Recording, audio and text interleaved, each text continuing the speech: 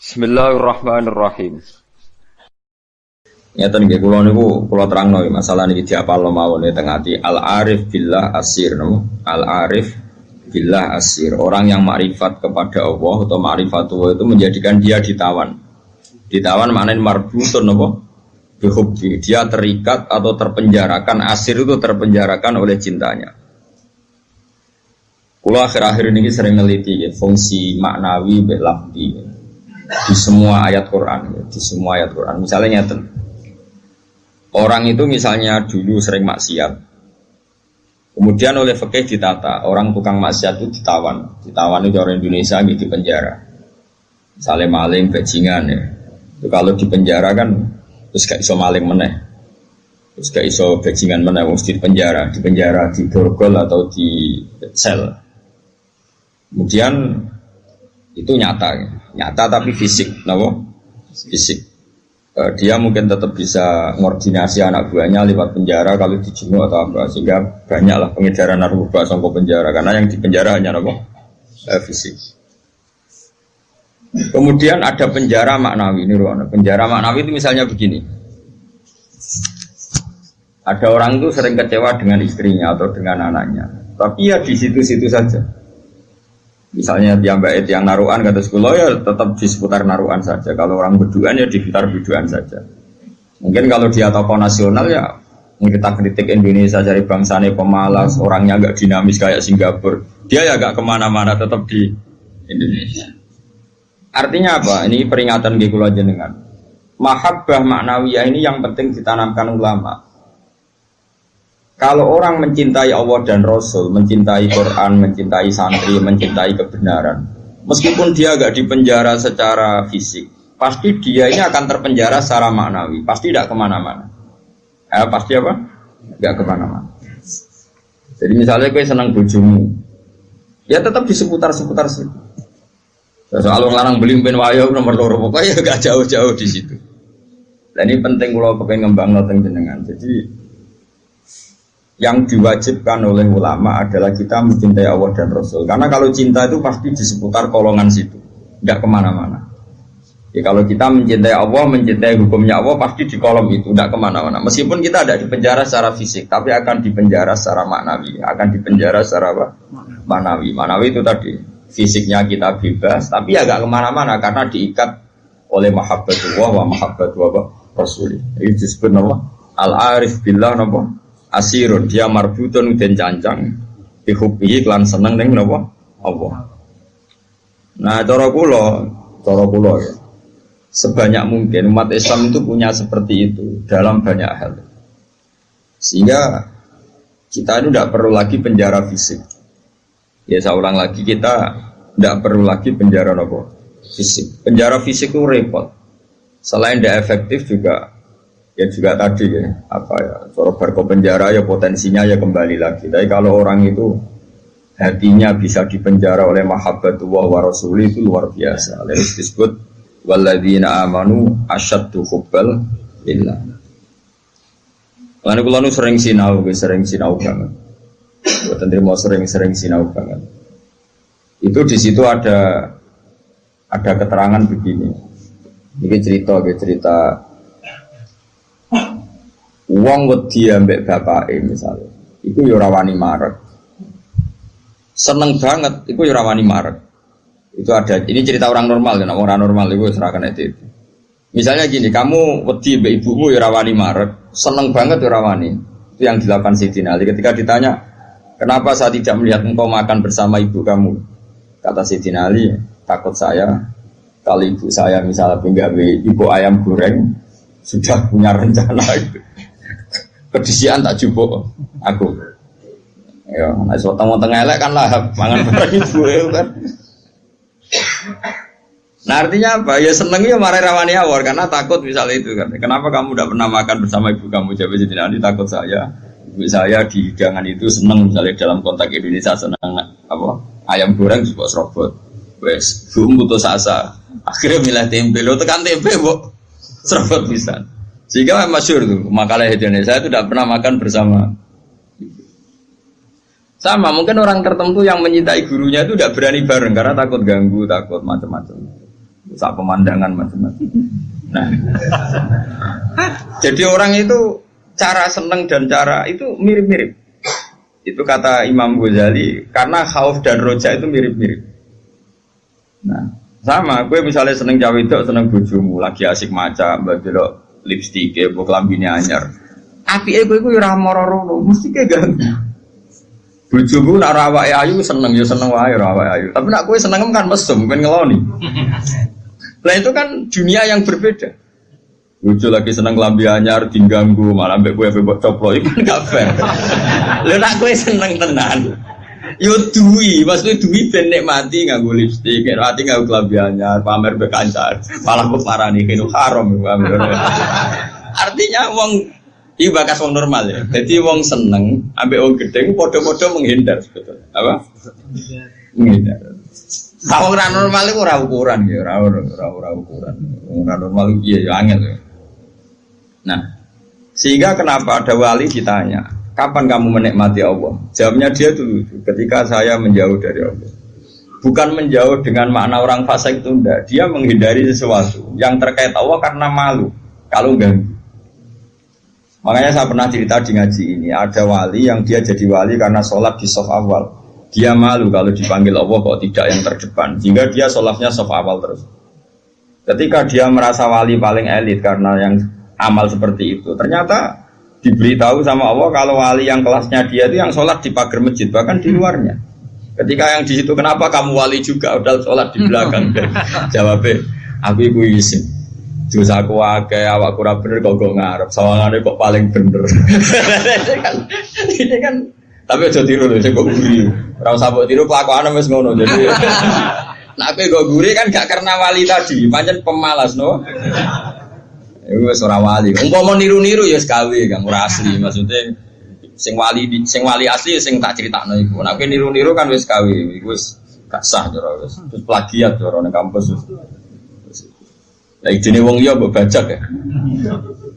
Jadi wis ra iso niru kan ya mergo kan aku guri niru kula isin Gus Wan pengen aku arep plagiat cara kampus wis gak sah. Tapi dulu ada wali itu malah justru seperti itu. Makanya ini kan pelajaran bagi saya jenengan. Jadi yang penting kita ini sebanyak mungkin menciptakan penjara maknawi. Kalau itu sukses itu umat Islam luar biasa. Wanu ngerasa, makanya saya ulang lagi saya itu berhubung yang sekolah kurikulum sudah banyak, yang bikin yayasan formal sudah banyak, yang ingin alim doktor, ingin doktor tafsir fikih banyak, yang ingin punya gelar dalam disiplin ilmu tertentu banyak. Saya itu ingin ada yang selalu tetap seperti saya.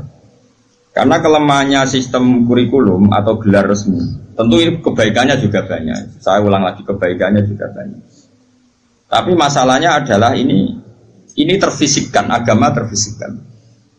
Saya beri contoh gini, ini yang nyata, bukan jari. Saya punya teman, dia cara berpikir, Gus kita harus bikin kurikulum. Karena kalau kita tidak punya dokter fikih atau dokter tafsir atau dokter ahli sunnah pokoknya. Lalu nanti yang jabat di Kemenak orang-orang Wahabi atau Salafi Wahabi, nanti ya kebijakan Indonesia diarahkan Salafi Wahabi.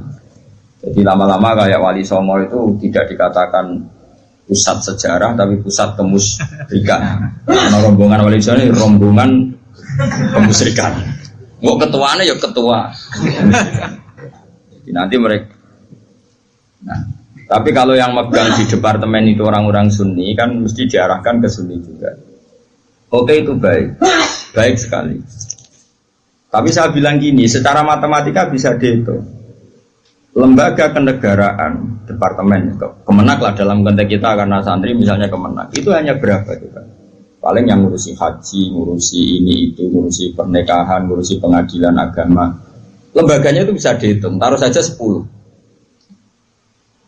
terus jumlah yang ditangani hanya berapa kasus. Bandingkan kalau kita, saya ulang, tapi ini tetap penting, saya ulang lagi tetap penting. Ada teman-teman kita di situ dan tentu syaratnya yang punya gelar. Kan nggak mungkin kayak ngelamar jadi dirjen haji terus jeneng sapa Ruhin. Karir sabar fakir suwi itu ya prestasi. Itu kan poin, cara pengiran poin, tapi cara negara kan enggak. Oh, cara pengiran poin, Kang nyabari nasib suwi itu cara pengiran poin. Terus wis wanen itu cara pangeran yo poin. Ada hadis Allah itu malu nyiksa orang sing wis wanen.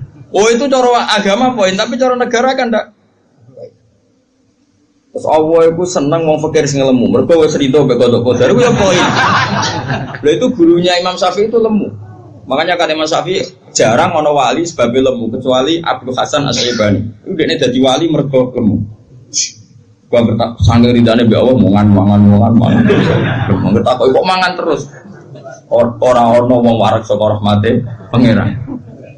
Kowe mangan kok leren, berarti kowe nganggep ngakhiri rahmati Allah. Tapi nek ora iso leren, ya jadi wali. Jalur itu pun bisa jadi wali. Tapi ojo kawe lho, ini kan wis kawe, ora partene iki wis kawe. Angger bar iki wis kawe, wis plagiat to. Tadi kau lah niru-niru wis ora oleh, gak keren no. Terus sekarang kita hitung, ruang ini. Ini nyata ya, dan saya sering ya berdebat seperti ini atau mikir seperti ini. Karena saya ketemu berbagai pihak, ya tentu yang baik, yang punya mental ad-dinu an-nasiha, ya punya mental nasihat. Nasihat itu iradatul khairi napa? Lil khairi, selalu berkeinginan baik untuk yang lain. Lalu ada kiai-kiai kultural kayak Pondok Sarang, Lirboyo, Sidogiri, pondok-pondok besar. Ini kan nggak ada gelar. Tapi setiap di pondok itu diajari madzhab ahli sunnah wal jamaah. Ono sing kerja temangsang yang pedalaman Kalimantan, ono sing bisnis bongkar buangkrut nganti tuwek melarat, ono sing sugih mergo diorder dadi guru privat, ono sing sugih mergo dikultusno dukun nak ndonga mandi, macam-macam. Nah, ini kan dari berbagai ini, ono kabeh. Ono sing darani wali, terus rambutnya gondrong, geng, macam-macam. Terus wong yakini nak rambutnya ra kena dipotong. Terus adol godri yo larang macam-macam lah. Pokoke macam-macam jenisnya macam-macam. Sing sowan yo macam-macam. Pejabat kepentok pangkat sowan. Ana sing sowan tok yo ngombe, ana sing yo godri, ana sing yo donga. Kula nak maca piyambak abot iki kula sangoni wong jenengan semoco, macam-macam lah. Wong suka ora ngajar kiai di order. Akhir kon maca dhewe mboten saged iki. Kula tok salam template jenengan sing maca. Kiai ne wong dhuwit yo penting. Iku yo pinter dhuwit ditampa terus ngombeni banyu didongani kon ngombe. Wong percaya yakin ya lalah macam-macam. Tapi ini nangani ribuan orang, mungkin jutaan orang. Dan karena yang nangani ini orang-orang ahli sunnah, maka mereka akan mengembangkan madzhab apa? Ahli sunnah. Saya itu berkali-kali cerita di mana-mana. Saya itu punya teman dulu sekolah itu goblok era karuan. Terus melarat goblok kritik. Woi ora tau munggahin sekolah. Wireng pisan, lumayan kue putar. Irang. Itu sekolah ora tau munggah. Senengane jaduk bocah. Pokoke seneng jaduk. Dia itu kerja di pedalaman Kalimantan. Kerja betul. Dulu juga ada HP. Dia punyanya surat. Gus kula niku teng pedalaman Kalimantan. Niku tiang-tiang tak ajak Jumatan niku tak ajak salat zuhur gak. Dia eling sisa-sisa fikih eling. Kalau dalam madzhab Syafi'i, orang yang tidak mustautin itu kan tidak wajib Jumatan. Dan kalau jumlahnya tidak 40, tidak usah Jumatan, hanya salat apa? Zuhur. Masih ingat ya orang goblok banget mondok suwi. Mondok bareng kula. Akhirnya singkat cerita, tiap neng pedalaman Kalimantan itu dia gawe musola kok bekas-bekas kali. Ya terus kalau Jumat mereka jak dhuwur gak gelem. Padahal enggak 40 juga tidak mustautin penduduk yang punya kampung. Alasannya mau wong awam, Pak, wong Jumat kok dhuwur. Terus saya takut aku, Gus apa boleh dhuwur? Apa boleh apa? Jumatan tak jawab boleh. Sing nikol madzhab lah sebelum Jumatan.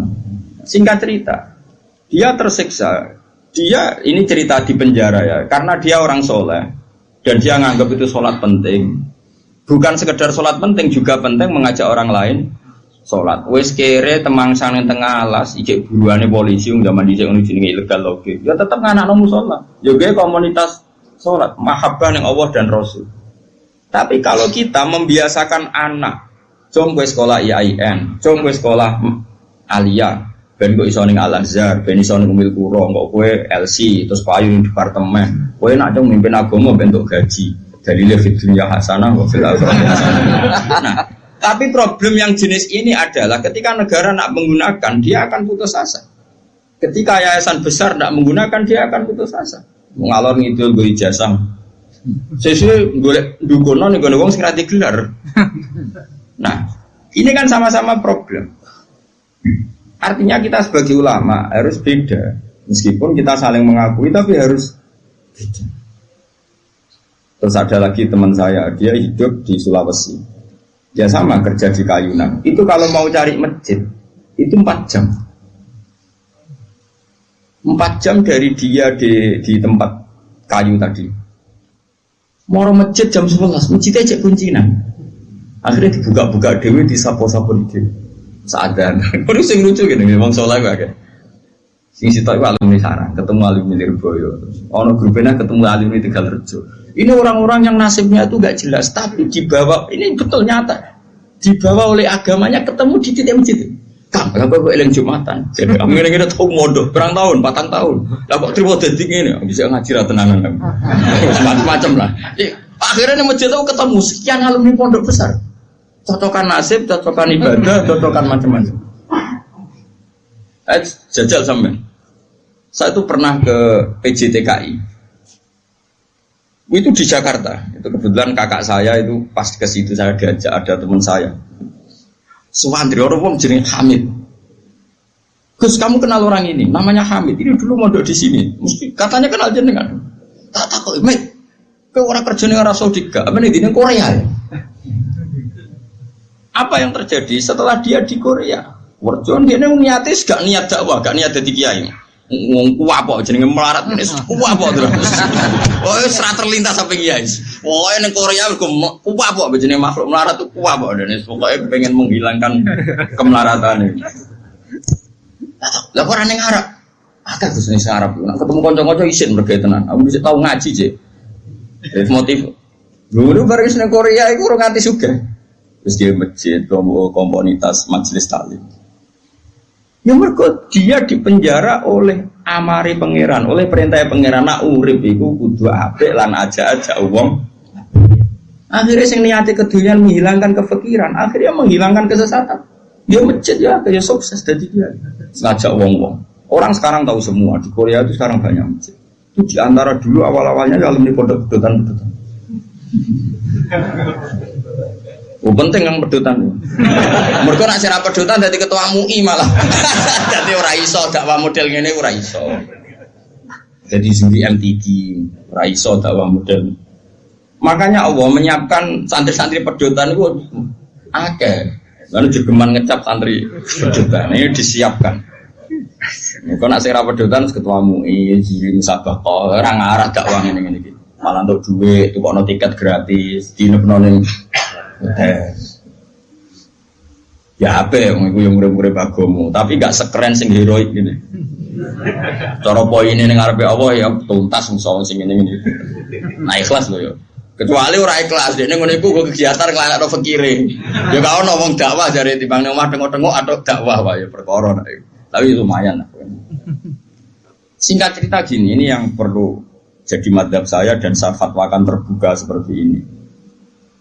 Andai kan semua orang dipenjarakan oleh cintanya kepada Allah, kamu gak usah khawatir hidup di mana-mana, pasti dia akan ngurip-ngurip agamanya. Aku kan ngene-ngene ku kiai, anake kiai, muridé kiai, dan tahu betul seperti itu. Saya punya teman sekarang jadi DPR provinsi di Kalimantan, itu orang Bali. Dulu ngaji sorokan Mu'in sama saya di Sarang. Dia alumni Pondok Sidogiri. Itu bapaknya keluarga besarnya bakul sate. Ke Bali itu nyati adul sate. Ya santri pedotan. Oh, mereka pedotan ketemu itu. Yang ngeduro maksudnya sesuai kelas masing-masing. Bareng bakul sate sukses ngajak ponakane, ngajak tanggane. Tahu-tahu kampung situ jadi komunitas Madura. Karena jumlahnya signifikan bikinlah masjid. Setelah ada masjid, terus gak kepikiran anak bakul sate di pondok di Sidogiri. Karena di situ sudah ada komunitas muslim. Ono majelis taklim, ono muslimatan, fatayatan macam-macam. Mondok itu kira anaknya kebenaran, mungkin karena barokahnya dakwah. Anaknya itu alim, cerdas. Mau ini bisa, kosongan bisa. Di situ kiri tamat masih mondok lagi ke sana. Langsung tingkat berapa dulu yang ngetes saya dulu? Ya langsung alim. Coba.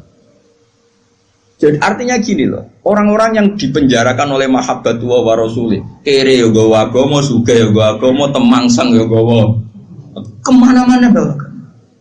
Lalu lucunya kita sebagai pakar agama malah membatasi, Sekolah sing ono gelar ben iso dadi ngene dadi. Ini menurut saya pembatasan, tapi tetap boleh. Saya ulang lagi tetap boleh. Nek sing bakate di gelar ya di gelar enggak apa-apa. Tapi harus ada ulama yang kayak saya. Lah pula mungkin suatu saat mungkin bisa saja Hasan nanti punya gelar enggak masalah. Bisa saja anak saya nanti enggak masalah. Tapi tetap tak cekoki pikiran seperti ini sehingga kalaupun punya gelar, gelar itu tidak mengikat hanya membidik departemen atau yayasan tertentu. Tetap yang dibidik itu dakwah ila wahi wa ila rasul. Ini penting dan saya akan berkali-kali ngomong gini terus sampai saya mati. Bila perlu mati aku wali sing urip tak peduli ya. Asal sing urip ya wali bisa. Kan ono sinyale lah nek ora wali kan angel petuane. Kan gak sambung. Sinyale beda. Sing wali padha waline iso calling-callingan ning sak gambare. Sing ora kan wis berat.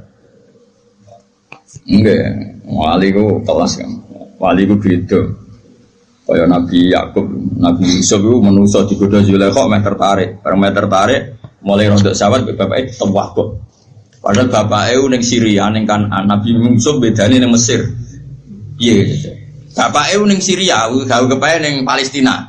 Nabi Yusuf kegoda Zulaikha ning tewah kok bapak. Anake Nabi kok. Lah kowe sing nabok sapa ora demenan.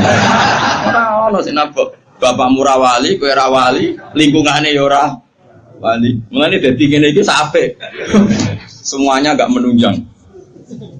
Ya, tapi pangeran ngersakno rahmat Allah jembar gitu ya udah apik. Buat jalalan ngalor gitu. Gua kita apa iki? Nasohin belipat ngalor gitu. Nah menurut saya yang penting sekarang adalah menciptakan mahabbatullah wa mahabbatu rasuli secara permanen itu jadi malakahnya, mentalnya, darah dagingnya sehingga hidup di mana-mana itu ilallah wa ilah rasul.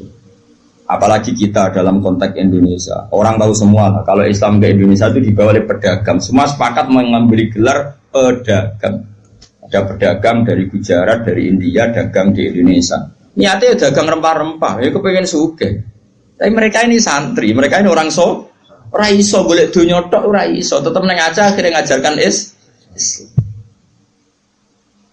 Nggih betul. Itu pedagang apa kiai? Pedagang apa ketua MUI mereka di apa dokter fikih enggak, apa dosen IAIN enggak, apa kiai sing dibenom negara enggak. Ya pedagang ya wong kedonyan nih. Mulane harapan kowe kedonyan iki jek tinggi. Tapi asli kedonyan probleme iku asli. Maksudnya iku biasa golek donya tok ora ngurusi agama, itu sing kasus itu. Itu yang bawa Islam ke Indonesia mbok kira siapa? Pedagang. Terus sekarang jadi Islam seperti ini, ada wali songo, ada apa. Pertama yang bawa Islam itu pedagang, bukan kiai.